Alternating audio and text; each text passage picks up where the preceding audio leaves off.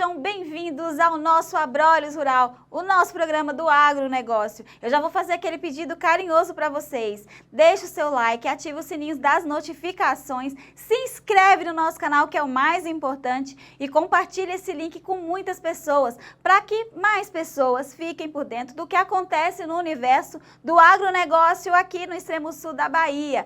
E se você tem algo interessante para compartilhar com a gente, deixa a sua sugestão de pauta para nossa produção pelo telefone que aparece no seu vídeo, 739-9963-4342.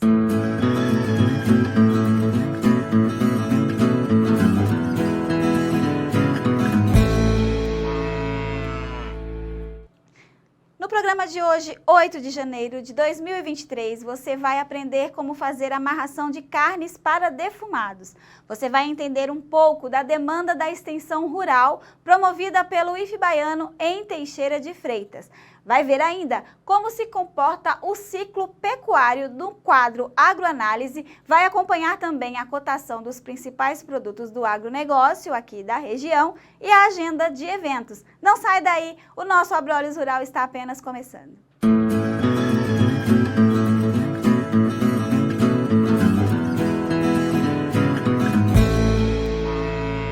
Já quero te agradecer por me permitir entrar na sua casa, tomar café da manhã com vocês é sempre uma honra. E a gente já começa falando de uma instituição que a gente tem prazer em ser parceira, viu? O IF Baiano é um grande parceiro aqui do Abrolhos Rural e a nossa equipe sempre descobre estudos interessantes que preparam os alunos para a realidade do mercado de trabalho.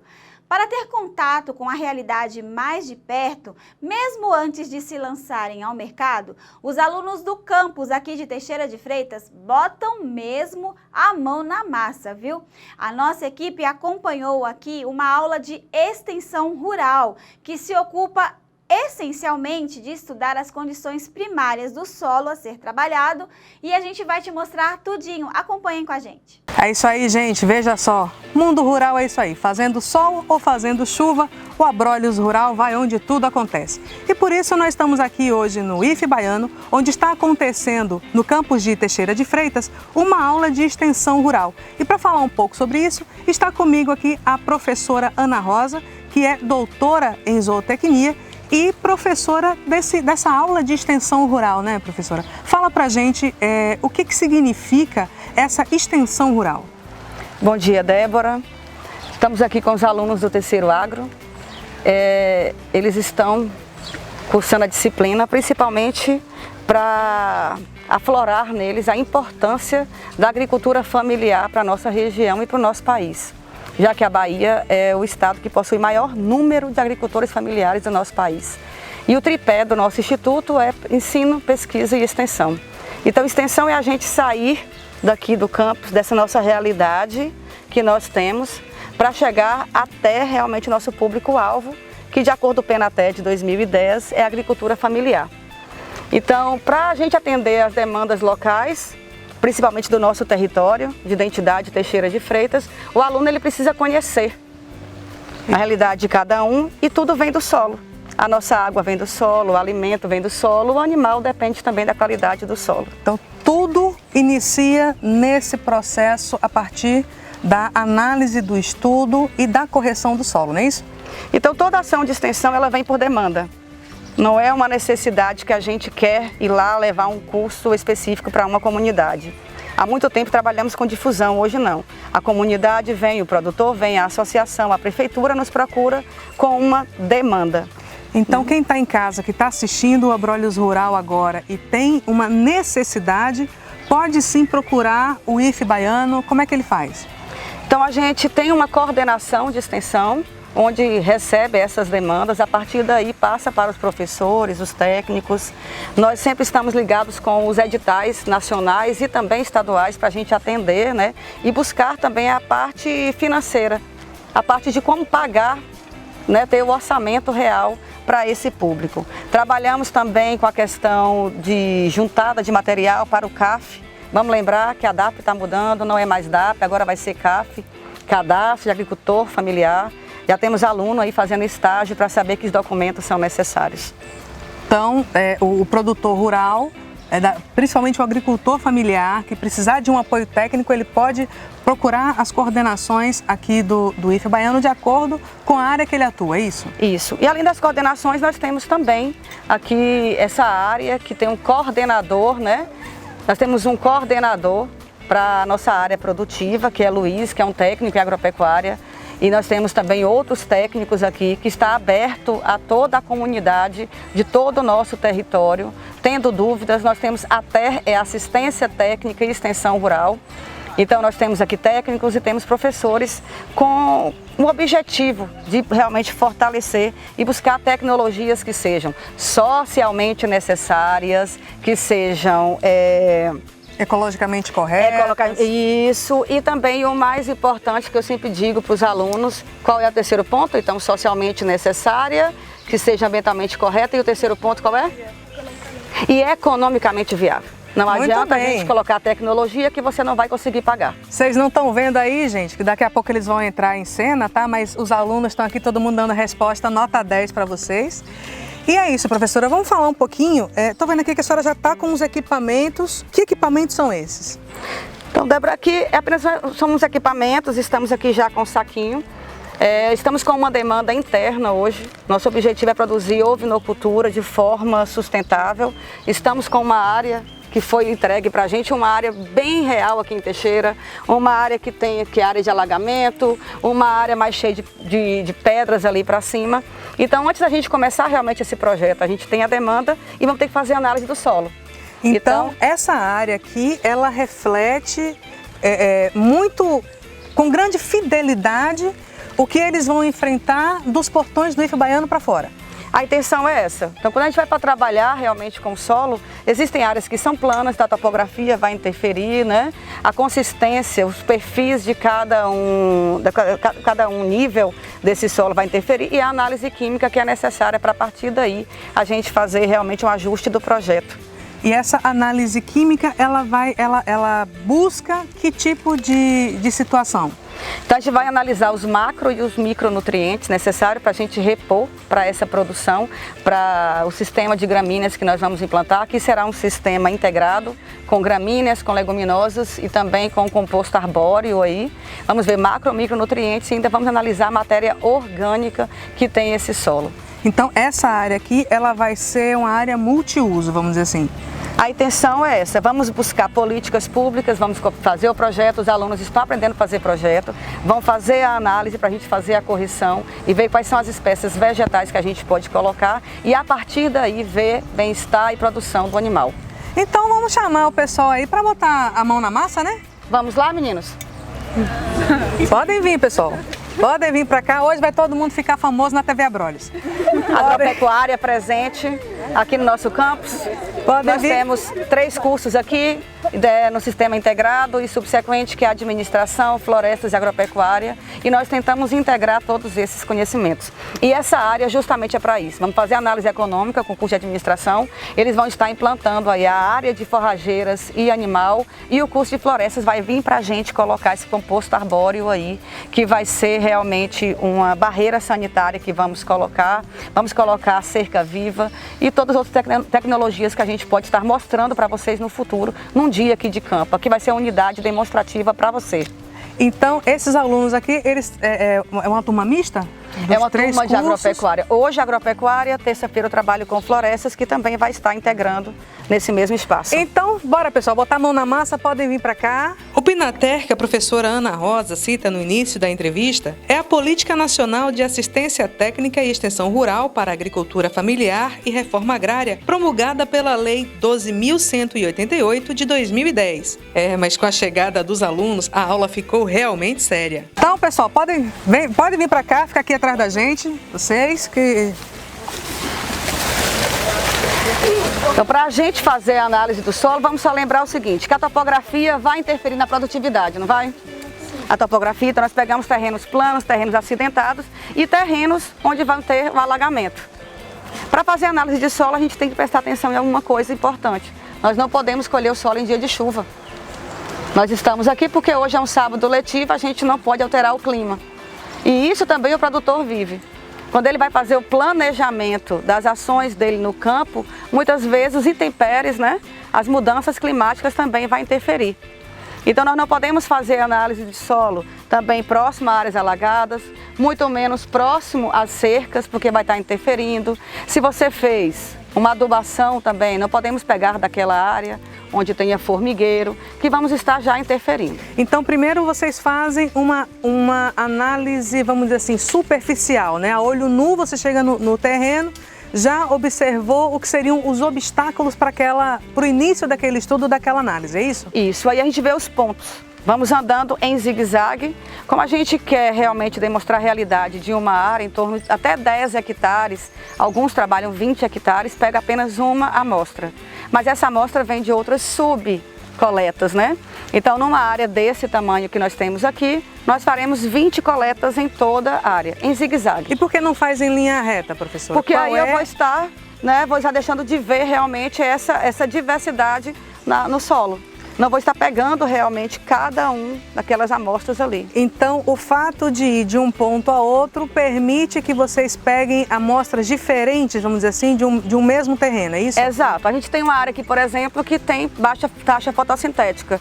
A gente percebe aqui pela gramínea, não consegue fazer fotossíntese por quê? Muita sombra. Tem uma barreira, né, tem uma árvore bem frondosa aqui onde a gente está gravando por conta um pouco da chuva. Né? E isso também é importante que você, produtor, fique atento se tiver uma árvore muito frondosa gerando muita sombra, não deve fazer a coleta do solo daquela proximidade daquela árvore, porque não vai estar em condições favoráveis, vamos dizer assim, é isso? Não, a gente pode coletar. O que vai interferir essa questão de luminosidade é o tipo de vegetação que a gente vai plantar. Existem gramíneas e leguminosas que suportam bem esse sombreamento, que podem ser plantadas, cultivadas embaixo de árvores. Existem outras, você vê a vegetação de lá é diferente dessa aqui, justamente por causa das espécies que são diferentes e por causa dessa questão da taxa fotossintética, a questão do solo, matéria orgânica, que com certeza é diferente de lá. Então tudo isso interfere. Eu tenho que pegar uma amostra nos vários pontos diferentes para depois misturar e tirar a última amostra que represente essa área inteira, porque essa área é bem diversa. Então vocês fazem análise de vários tantinhos de terra, né? Você vai tirar um montinho daqui, outro montinho dali. Aqui está o balde, onde a gente vai coletar, né? Então colocamos, vamos fazer isso que a senhora está usando é um tipo de extrator de solo, é isso? Isso, então nós vamos fazer, né, a coleta, vamos fazer 20 coletas, subcoletas, né? Aqui é que nós vamos medir essa área para a gente ver quanto vai ficar a questão de piquetes, quantos piquetes, capacidade de suporte, mas é uma outra coisa. Aqui é o facão que a gente usa geralmente para a gente poder retirar o solo. Ao fazermos essas 20 coletas, geralmente nessa área, a gente mistura e tenta fazer uma amostra final para a gente enviar para o laboratório. Em Teixeira ainda não temos laboratórios para realizar. É um desejo nosso de realizar essa análise química do solo aqui no campus. Ainda não temos o laboratório pronto, estamos buscando aí reagentes e a gente manda para Linhares.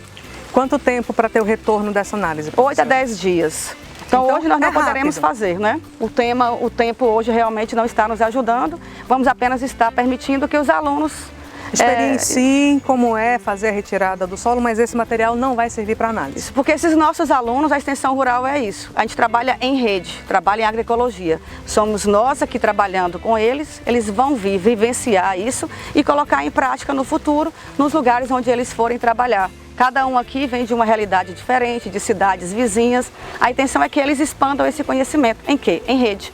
Eles estão levando um pouquinho de cada um de nós.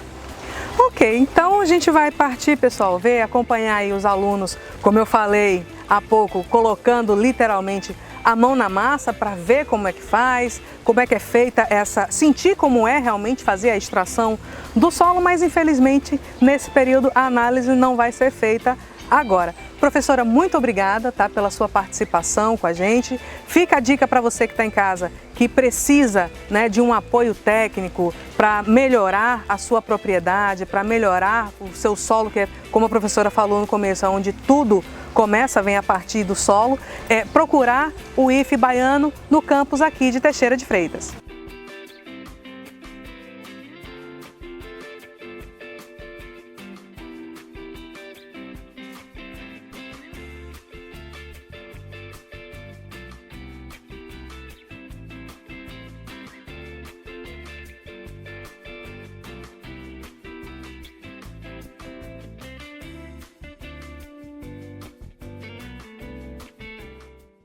Gente, foi muito incrível acompanhar essa aula de pertinho, sabe? Eles, assim, fazendo a colheita do solo para mandar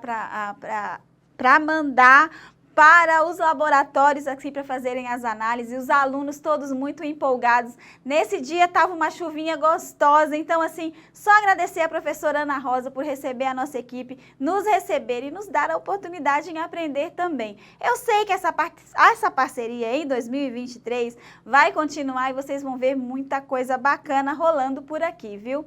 E aí agora eu tenho uma pergunta básica para fazer para vocês.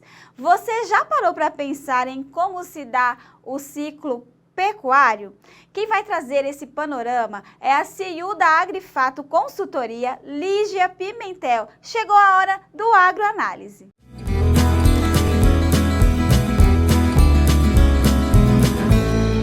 Hoje eu vou falar sobre o conceito de ciclo pecuário. É um conceito que nós discutimos muito dentro do mercado boi gordo.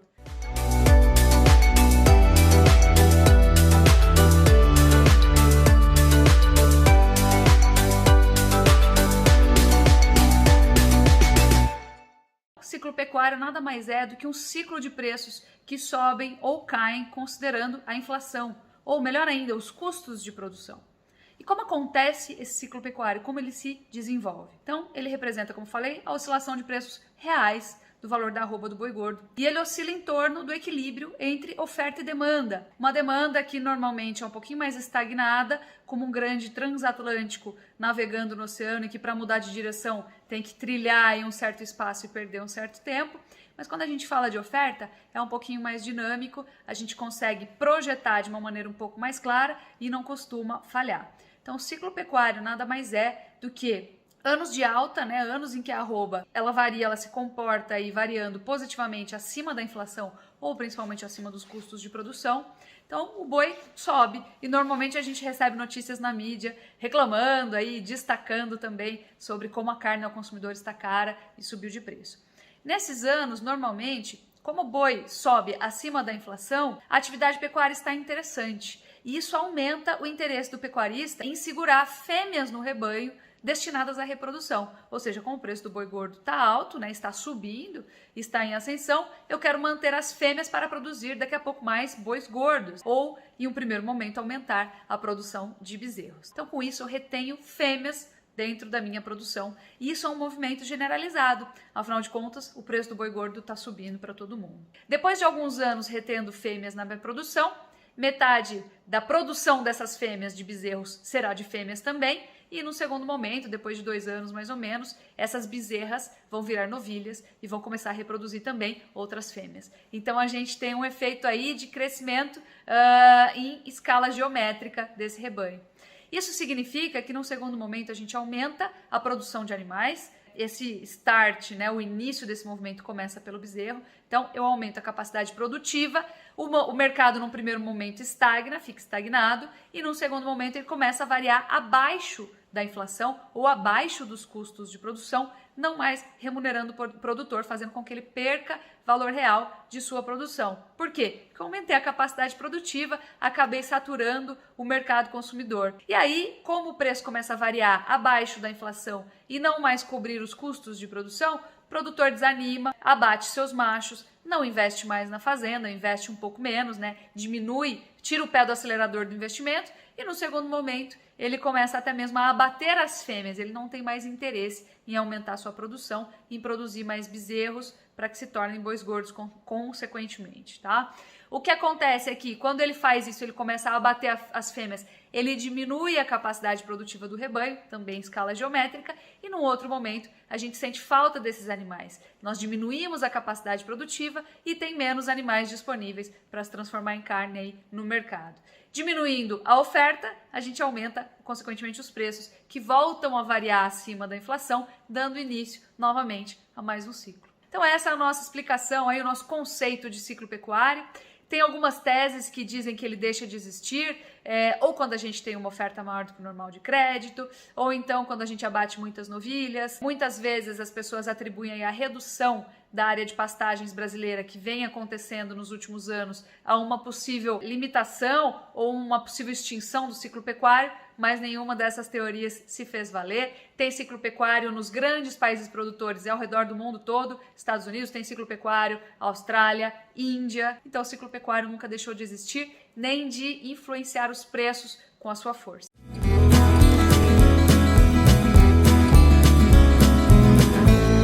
A gente está de volta aqui e eu quero agradecer. Nós temos um agradecimento especial a fazer à plataforma aqui do YouTube, tá, gente? O nosso canal oficial, que havia sido hackeado, ele está de volta com a gente. Então, nós estamos transmitindo através do canal oficial aqui da TV Abrolhos. E também tem uma novidade aqui, viu, gente? Tem o canal Abrolhos Rural. Então, eu já vou pedir, aquele pedido carinhoso, né? Se inscreve aqui no nosso canal, dá um pulinho lá no canal, tá sendo transmitido agora, inclusive, gente, transmissão simultânea. A gente está transmitindo também pelo canal Abrolhos Rural, além das nossas plataformas digitais, Facebook e YouTube. Então a gente está em todas as plataformas e o nosso telefone é aquele que você já conhece. Então se você tiver alguma sugestão, algum recadinho para mandar, 7399963-4342, esse é o telefone para você mandar a sua sugestão de pauta para a gente e falar também com a nossa produção. Deixar os seus recadinhos, deixar o seu joinha, afinal de contas, é necessário para que a gente possa crescer aqui junto da plataforma, tá? E a gente vai continuar o nosso programa. Ainda passeando pelo IF Baiano aqui em Teixeira de Freitas, nós descobrimos uma aula para lá de especial dentro da pasta da agroindústria. Os alunos do IF Baiano têm contato direto com a produção de alimentos. Nós acompanhamos uma aula que envolve a arte da amarração de carnes para defumados. E você vai ver comigo agora a primeira parte dessa aula. Quem não gosta de saborear um pernil defumado?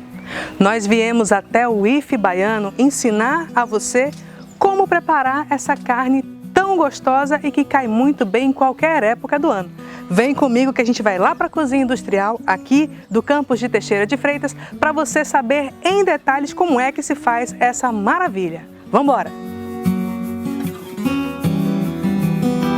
Pois é, gente, conforme prometido lá do lado de fora, a gente já está aqui na cozinha industrial, dentro do campus do IF Baiano, em Teixeira de Freitas, e ao meu lado o professor, mestre em engenharia de alimentos, Guto Monzelli. Então, Guto, como é que a gente vai preparar esse pernil? O que é que o pessoal de casa pode esperar dessa receita?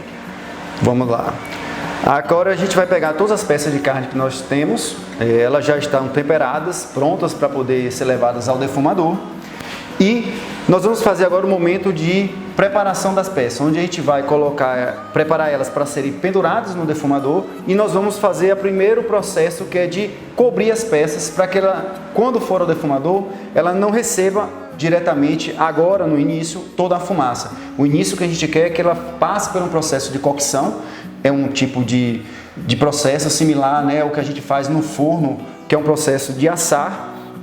E ela vai cozinhando aos poucos e depois, quando for dar o acabamento da peça, nós vamos fazer essa remoção dessa proteção, que é uma proteção feita de papel alumínio, ou pode ser também papel manteiga, isso vai ficar, né, a critério de quem for escolher o material necessário, e depois ela vai agregando aquele valor sensorial que a fumaça vai trazendo ao produto. Não só o valor sensorial do gosto e do olfato, do cheiro, né, mas também o valor sensorial visual, que é aquela coloração que a gente espera, que é uma coloração dourada que a carne fica ao final. Aqui nós temos peças... Você temperou essas peças, vamos devagarzinho para quem está em casa poder acompanhar. Você temperou essas peças com que tipo de tempero? Existem temperos já, né, apropriados, adequados, sugeridos para poder se fazer. O que eu sempre recomendo é que a gente use sempre o tempero que a gente gosta. Porque você, no final da história, tem a maior probabilidade de aceitar sensorialmente o produto. No nosso caso, então, nós usamos temperos comuns que nós temos em nossa residência. Né? Eu usei aqui açafrão, eu usei também um pouco de corante, né? Urucum, ou coloral, vai depender de como as pessoas chamam, pimenta do reino, usei sal, né? E um tempero que eu sempre gosto, que acho que combina bastante com peça suína, que é um pouco de canela em pó. Mas daí existem várias outras variantes que você pode estar utilizando. Então esse é o segredinho do pernil à la Monzelli, é a canela.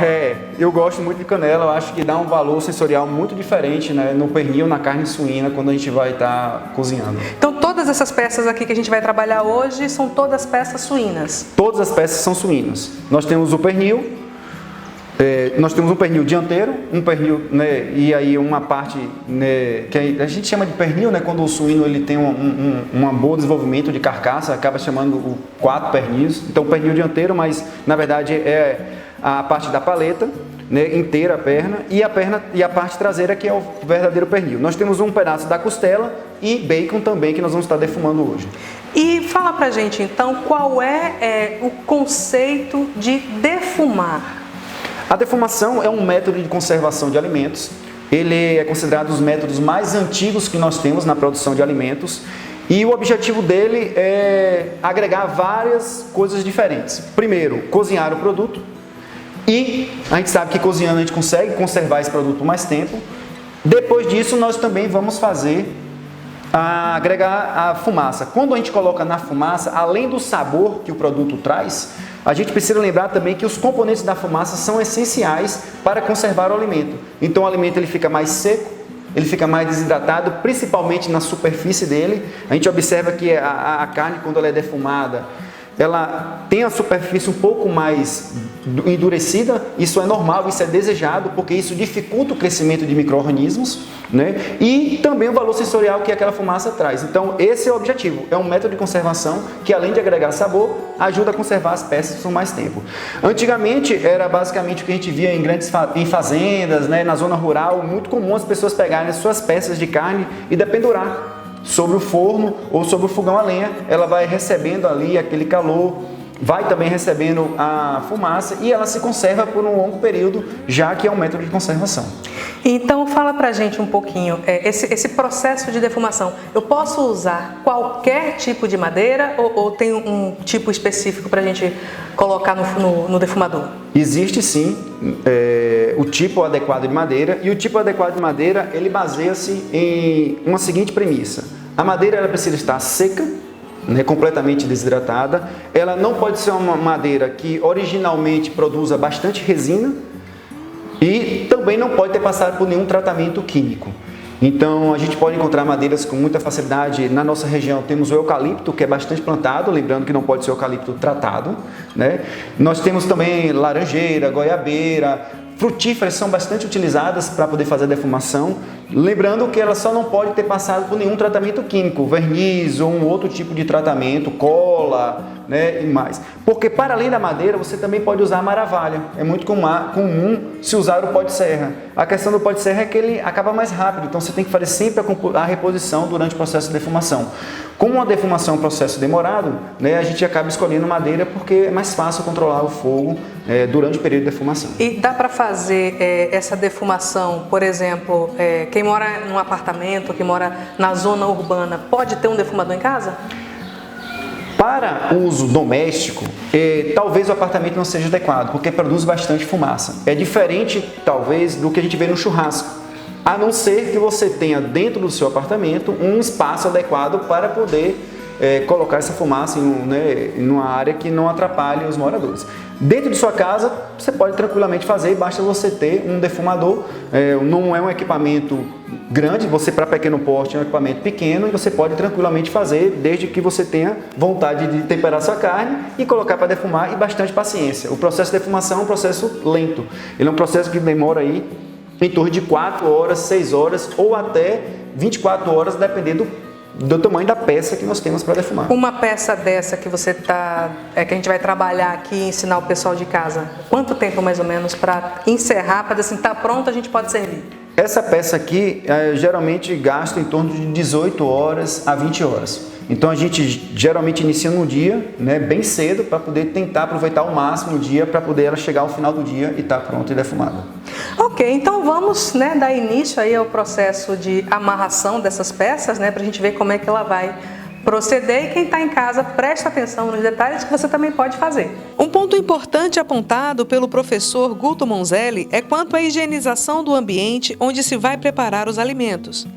Ele frisa bem que, além da bancada e pia, os instrumentos também precisam ser desinfectados. Todos os utensílios usados na preparação das peças, como facas e ganchos, ficam imersos em solução de água sanitária própria para a culinária, e é bom ter atenção na hora de higienizar os materiais da cozinha, mesmo sendo a cozinha doméstica. Aqui você tem um balde com toda a parte das facas que você vai utilizar. Estou percebendo por aqui que são vários itens, cada faca para um tipo de carne, para um tipo de corte?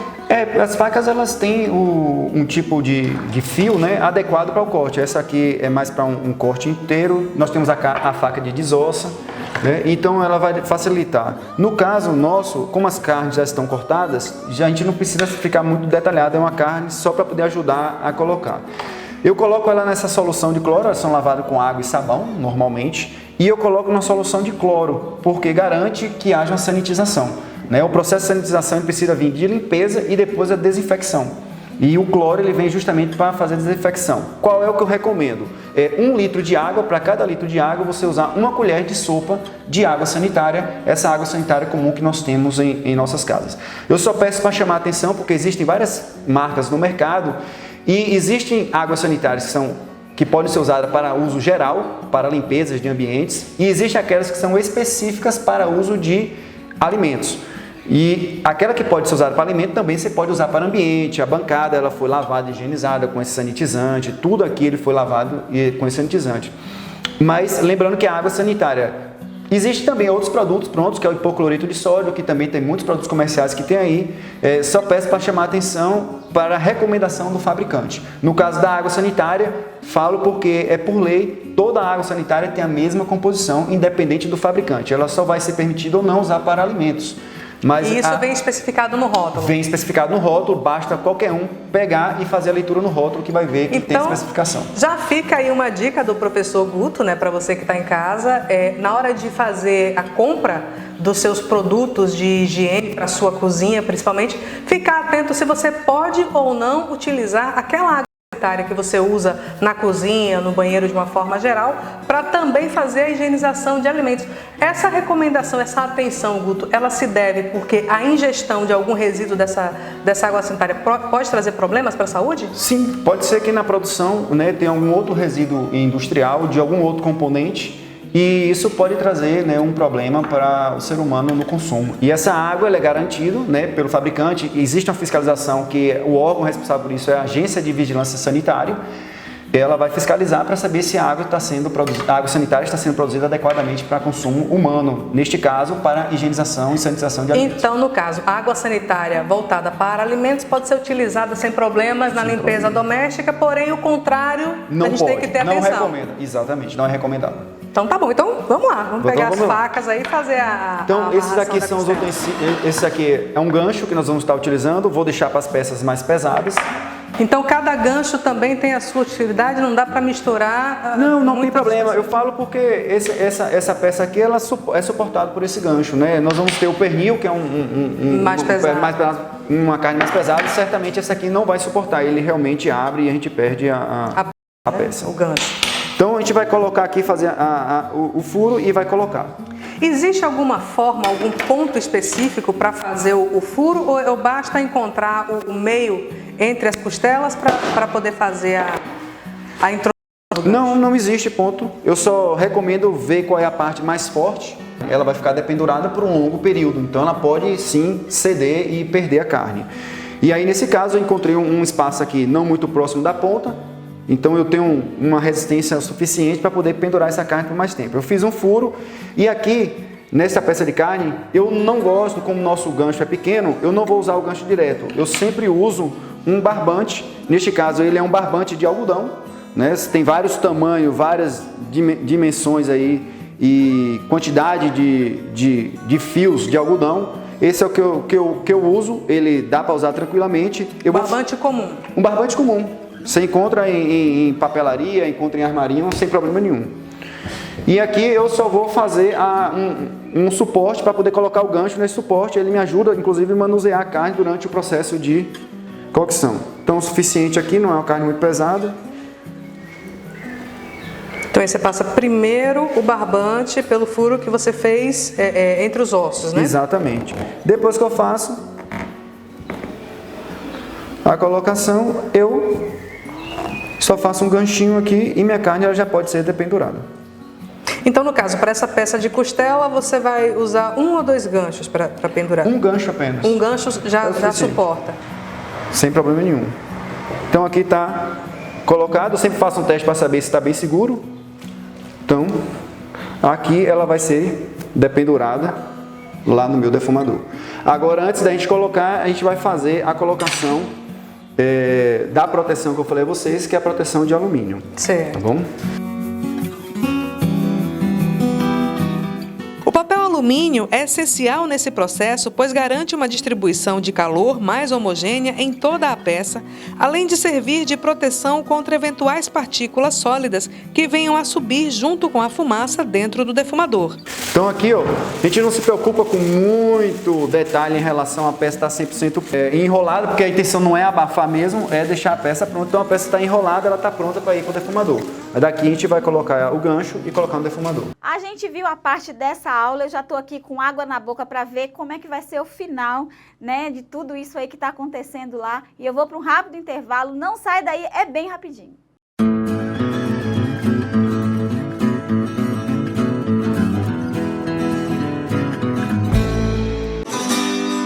Do custeio da uva no sul ao cultivo de pimenta no nordeste.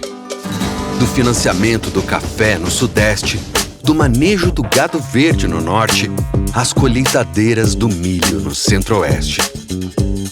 Para o que você cultivar, para o que precisar. Soluções do Sicoob para o agronegócio. Só quem nasceu no agro entende do seu negócio. Sicoob, faça parte.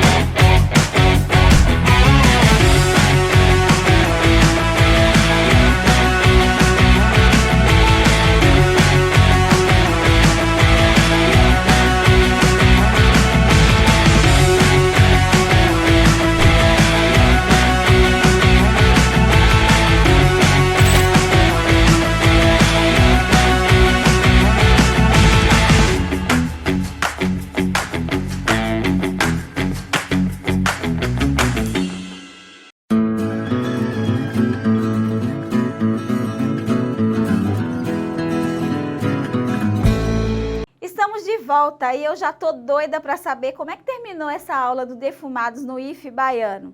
Roda o VT, produção. A estrela dessa aula, claro, eram os pernis. O pernil tem uma característica diferenciada da costela, pois ele pode ser amarrado de forma a se criar uma identidade visual de quem o produz defumado, o que agrega ainda mais valor comercial e credibilidade na produção. E aí a gente vai vir para a próxima peça,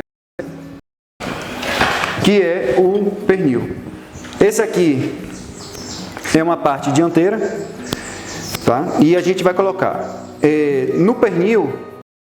A gente às vezes encontra aí ele pendurado por este tendão, né? Às vezes alguns açougues eles colocam pendurado esse tendão. Para defumar eu não recomendo, porque com o passar do tempo ele vai ficando macio e rompe, e você acaba perdendo a carne, ela caindo. Então acaba fazendo uma ação aqui. No próprio pé, vamos dizer assim. Como a pele é mais pesada, eu acabo colocando um pedaço muito maior do barbante, para garantir de acabar perdendo a carne. Quantos metros mais ou menos de barbante usando aí pro pernil? Não tenho como precisar. O que é que eu faço? Eu observo no final da história, depois que você vê que eu acabo colocando, né, 2 voltas, 3 voltas. Existem barbantes mais grossos. Existem barbantes culinários, inclusive, no mercado para poder comprar. Mas esse aqui tem sempre atendido muito bem. O barbante culinário ele é mais difícil de encontrar. Na nossa região, eu confesso que não localizei ainda.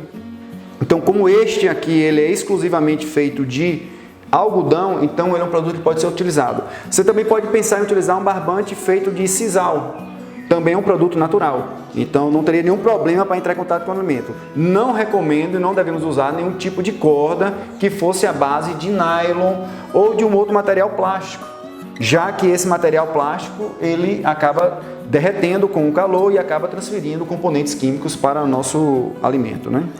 Então, sendo uma fibra natural que não tenha tido contato com nenhum produto químico, pode ser usado para fazer esse processo que você chama de amarração.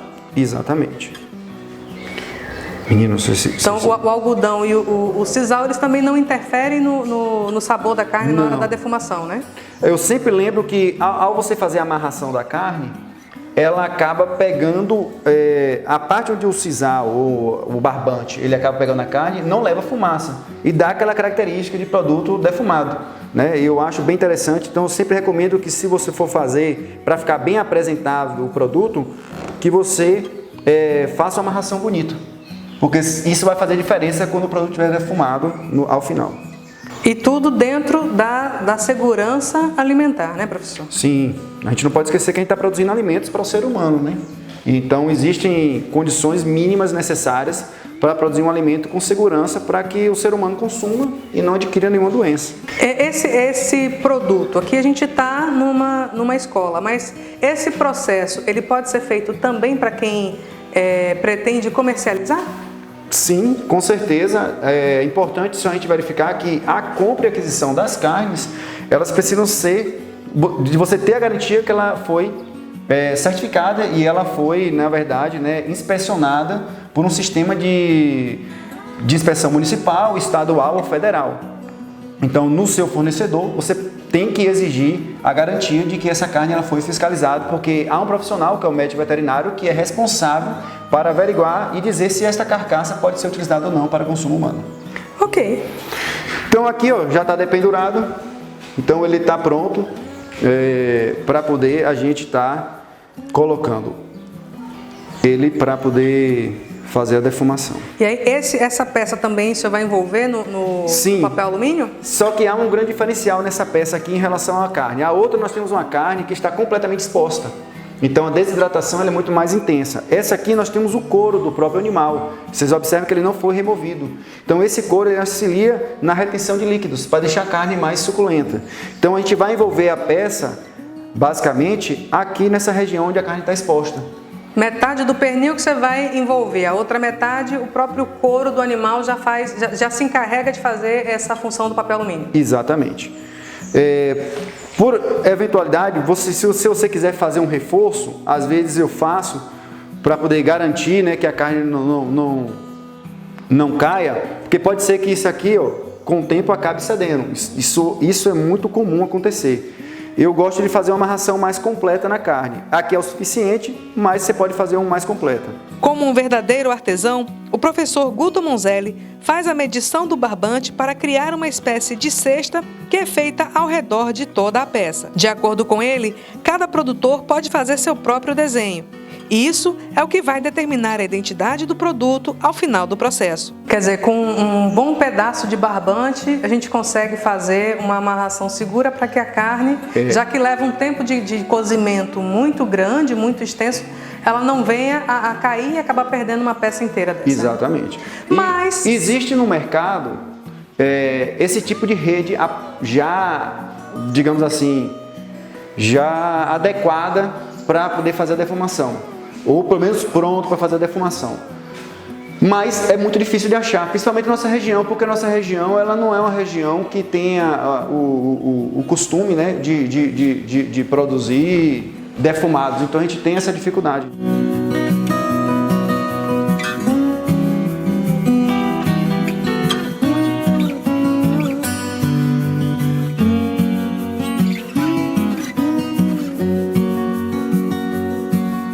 A última peça que trabalhamos o processo de amarração e defumação foi uma bela manta de bacon, que é a mais simples de todas. Ela só pede que se encontre um ponto de equilíbrio na peça para fazer a perfuração e colocar o barbante. E aí nós vamos colocar para defumar. Esse bacon feito a partir da barriga do porco mesmo, né? Ele é feito da barriga do porco, é o bacon tradicional, né? Aqui a parte do couro. E também passa acontece o mesmo processo do pernil, Guto? De não pururucar esse mesmo corinho. Processo, ele vai ficar muito similar àquele bacon que a gente conhece, que a gente compra no mercado. A diferença é que aquele bacon no mercado, por garantia, a indústria ela acaba utilizando outros conservantes, né? Principalmente os sais de cura, eles acabam sendo utilizados bastante, que inclusive ajudam a dar aquela coloração rosada, né? Que é do produto bacon feito no final. O nosso não, é só o tempero mesmo que a gente colocou, então a gente vai fazer um furo na carne. Tem alguma especificidade? Porque assim, na costela você buscou o entre ossos, né? E no bacon, qual é o ponto que você busca para perfurar? O ponto mais forte. Já aconteceu de eu fazer um bacon e ele ceder, porque ele vai ficando muito macio, ele rasga.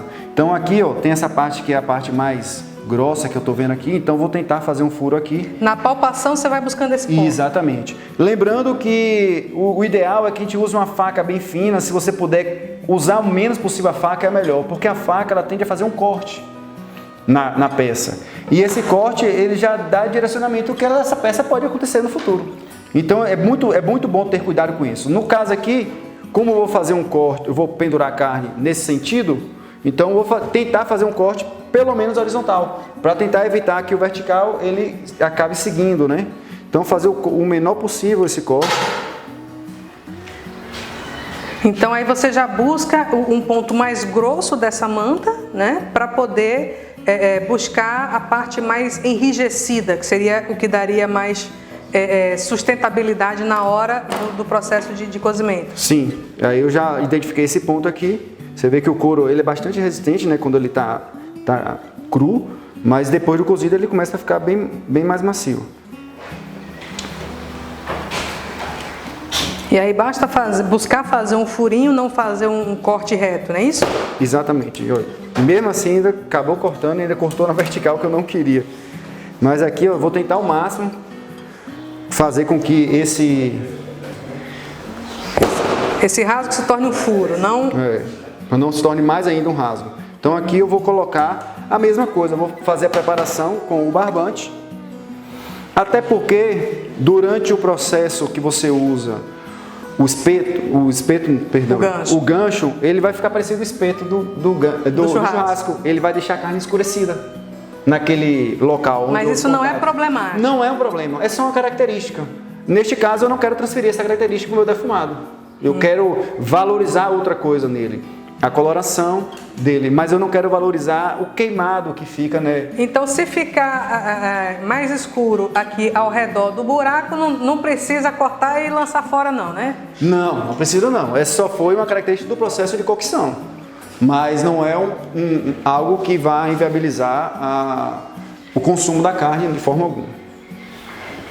Então, essa manta também pede um barbante bem reforçado, né? Ela é uma manta que ela é bem pesada, né? Essa daqui especificamente ela está bem pesada, então eu prefiro garantir, né, um barbante mais reforçado, aqui é mais do que suficiente, mas eu gosto de garantir que haja.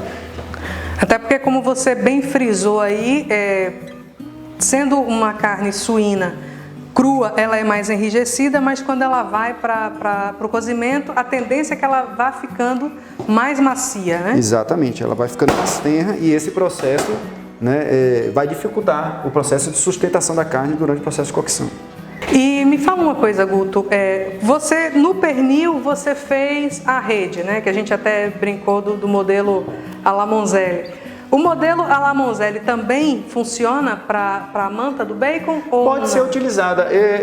Eu nunca vi utilizando, porque geralmente você vê as peças de bacon por inteiro na coloração e defumação. Você não vê amarração, né? E geralmente são peças mais leves se comparado com o pernil ou com o lombo suíno, que é uma carne mais pesada, ou um patinho bovino, ou qualquer outro tipo de peça de carne que você utilize.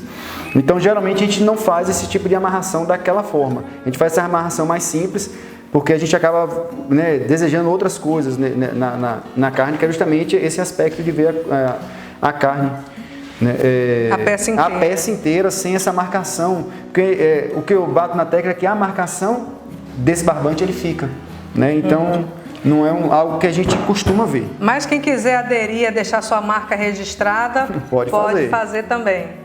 Sem problema nenhum. Lembrando que a cesta ela também ajuda a peça a ficar presa, sustentada mais tempo dentro do defumador, né? Sim, ela é essencial para garantir essa sustentação e você ter o processo até o final. Para evitar que você precise mexer na peça durante o processo. Se você perceber que a amarração ela vai soltar, se você perceber que a amarração, né, até o próprio calor tá degradando o barbante, você quer dar um reforço, você pode fazer isso. Você retira a peça, espera esfriar, certamente, né, que ninguém vai manusear a peça ela quente, e depois você vai colocar um novo barbante. Não tem problema. De quanto em quanto tempo, Guto, deve acontecer esse monitoramento no defumador? O defumador, quando ele é mais artesanal, de pequeno porte como o nosso, constantemente eu faço. Constantemente? De hora em hora? Né, de 2 em 2 horas, a depender da intensidade do fogo que a gente está controlando.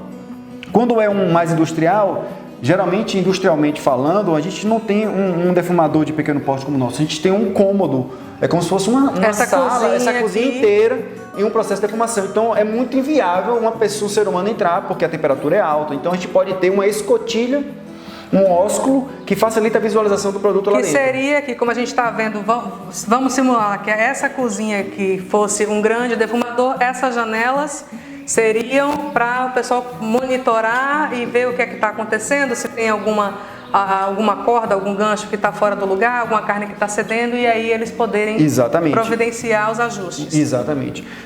Em nível mais industrial, que é onde a gente usa essas características, já se sabe, já tem mais ou menos ideia onde são os pontos de controle mais efetivo, né? Quais são os tipos de carne que vai ter mais essa dificuldade. Então, trabalha-se para evitar isso, para que não seja um problema você ter que parar o seu processo produtivo, né? É como eu falei, num cômodo grande você não vai ter 10, 15 quilos de carne. Você pode ter tranquilamente 1 tonelada, 2, 10 toneladas de carne sendo defumadas ao mesmo tempo. Então, você parar uma produção de 10 toneladas por causa de um pedaço de carne, às vezes não compensa. Então, já se sabe onde é que vai estar esses gargalos da produção para tentar impedir que isso ocorra, mas sim, serão os pontos de visualização para identificar sempre, né, fazer o monitoramento e identificar sempre a qualidade do seu produto. Aqui a gente está trabalhando com peças suínas, dá para fazer com boi também? Dá para poder fazer com bovino, dá para fazer com suíno, dá para fazer com aves, dá para fazer com peixe, dá para fazer com caprino, dá para fazer com ovino. Não existe limitações. Proteína animal, carnes exóticas, né? Lembrando que a questão da carne exótica tem que ser uma carne certificada para abate. Tá? Então, se for uma carne de jacaré certificada para abate, você pode estar utilizando, né? Um avestruz e qualquer outro tipo de avestruz, produto. fazão, tanto faz. Tanto faz, não tem limites. Para o tipo, eu particularmente sou muito suspeito de tentar identificar qual a melhor peça que tem para poder fazer. Mas eu gosto muito de carne suína, gosto também de aves, né? E gosto também de peixes. Eu tive uma experiência de fazer um curso para uma comunidade pesqueira e foi uma das melhores experiências que eu tive, foi fazer peixe defumado.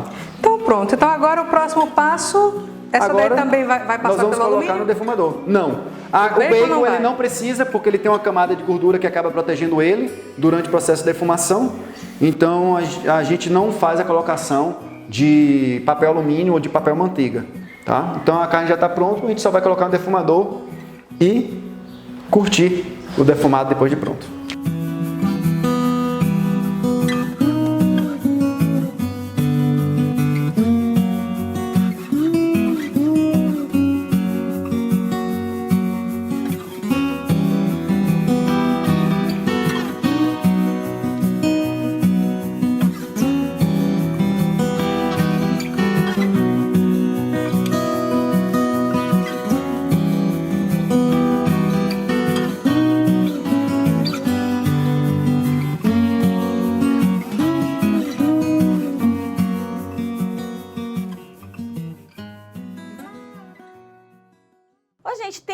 novidades vindo por aí, viu? O professor Guto vai trazer mais coisas incríveis aqui no nosso Abrolhos Rural. E a gente quer mais uma vez agradecer aqui. E eu vou dizer para vocês, viu?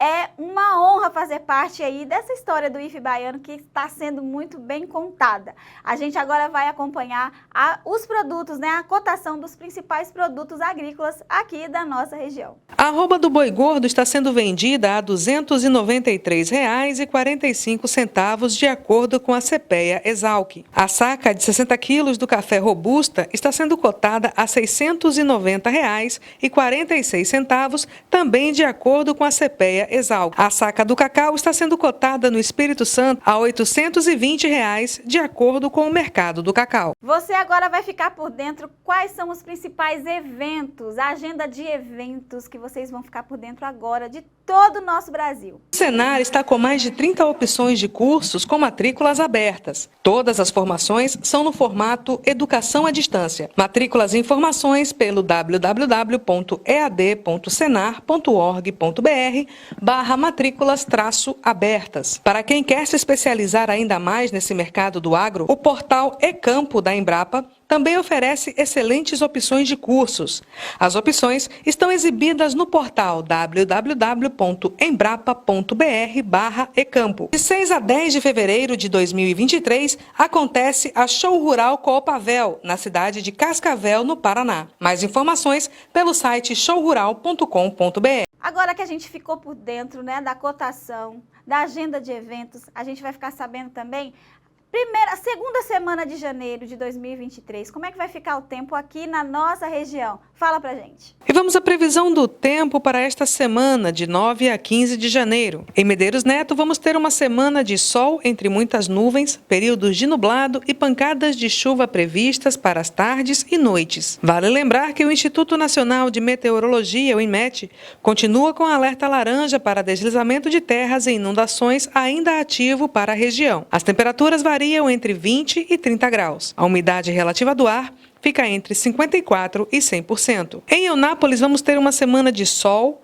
entre muitas nuvens com períodos de nublado e pancadas de chuva bem distribuídas. As temperaturas variam entre 20 e 29 graus. A umidade relativa do ar vai oscilar entre 66% e 100%. Teixeira de Freitas vai ter uma semana de sol entre muitas nuvens e pancadas de chuva também bem distribuídas durante a semana. As temperaturas vão variar entre 21 e 30 graus. A umidade relativa do ar oscila entre 64% e 100%. Ô, gente, antes de me despedir, vocês sabem, né? Quando chega assim esse momento aí, cotação, a gente já sabe que tá chegando no final do nosso programa.